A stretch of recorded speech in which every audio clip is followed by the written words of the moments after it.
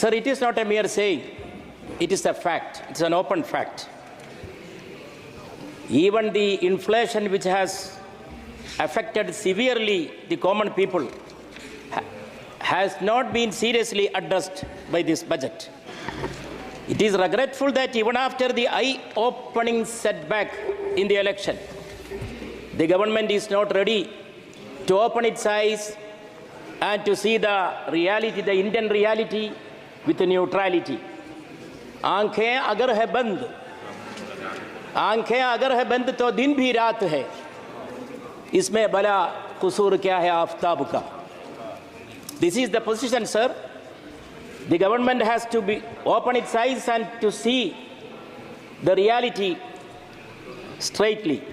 Sir, this budget is a sign of the changed political landscape and the fractured verdict that the last Lok Sabha election has given to this ruling party. The verdict was against the singular party majority syndrome of the ruling party. Sir, that is why we can understand these allies are very crucial for the survival of the government. But sacrificing the states, majority of the states, for pleasing a few states, sir, that goes against the principles of democracy, principles of federalism. Sir, in our system, our fairness is directly linked with federalism. So, federalism means equality and neutrality, plurality, vividity, which is there in the politics of the country, in the culture of the country, in every sphere of our national life.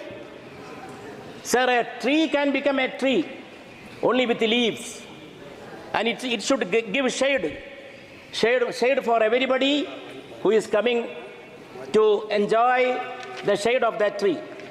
Sir, I am reminded of a couplet when thinking of this government policy. In पेड़ों को यारो क्या पेड़ कहा जाए, इन पेड़ों को क्या यारो पेड़ कहा जाए, जो धूप की शिद्दत में भी साया नहीं करते, जो धूप की शिद्दत में भी साया नहीं करते. Even in the heat of the summer heat, this government is not ready to give shade for all the states. It is not ready to see all the states neutrally. And not only that, sir, it has become a leafless tree. Cut चुके जिन दरख्तों के पत्ते फिर कहाँ उनके साए हुए हैं. That is the position of this government. The disability to look beyond one state in the north and another state in the south.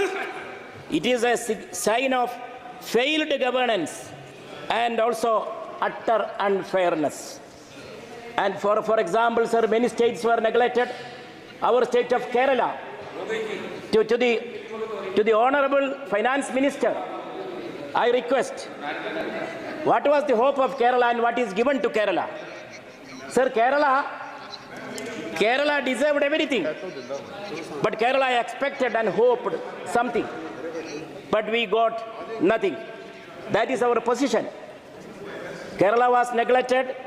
Minorities, backward communities, farmers, youth and women, the middle class, they did not get the consideration, the due consideration which they deserved.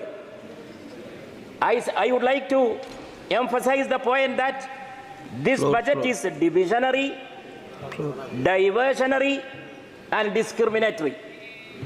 This divisionary policy, this discrimination, it leads to a kind of economic boycott. And the Honorable Finance Minister was referring several times to inclusion. And once the Honorable Finance Minister mentioned Vigas bhi, Virasat bhi. Sir, Virasat kya hai? Virasat is, our heritage is the heritage of plurality. It is not a singular polarity. And because we know that even in this Kanbar Yatra, the policy adopted by the rulers there in those states, it was against the very spirit of constitution. It was against this kind of virasat, Even the Supreme Court had to intervene. To intervene to halt those concerned states from implementing that directive which was asking to display the identity of the shopkeepers. Sir, even the other day, one head constable, Ashik Ali, jumped to the river to save a young convariant named Monu Singh, 21-year-old Monu Singh. This Ashik Ali jumped courageously with the human spirit, selfless courage. This is our virasat. This is there in the Indian society. But what is going on against this? This has to be checked. Sir, many such incidents are there. So the virasat is amno aman, payam e mohabbat. Hum payam e mohabbat aam karte hi rahenge against all this kind of hatred and divisionary agenda. Sir, the minority, backward communities and the middle class. Sir, the governments are thinking that these middle class are to be taxed, and again they have to be taxed. Actually, the middle class has to be taken as an engine, powerful engine of growth. Sir, farmers, what is the essential need of the farmers today in the country? Honorable Finance Minister was mentioning at the very outset about research. Research is well and good. We all appreciate. But is research the preliminary need of the Indian farmers? Indian farmers, the preliminary need. Sir, 2 minutes. No. Sir, I am concluding. Please sir, I am concluding. The farmers, sir, their preliminary need is the legal guarantee on MSP. And also the youth. The youth in the country. In a country where the youngest are the largest population and the millions of college-educated youth are there in the country.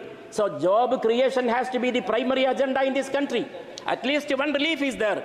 The government has started identifying that there is a job problem in the country. And women's rights, even this the scheme was there, ensuring a job for them.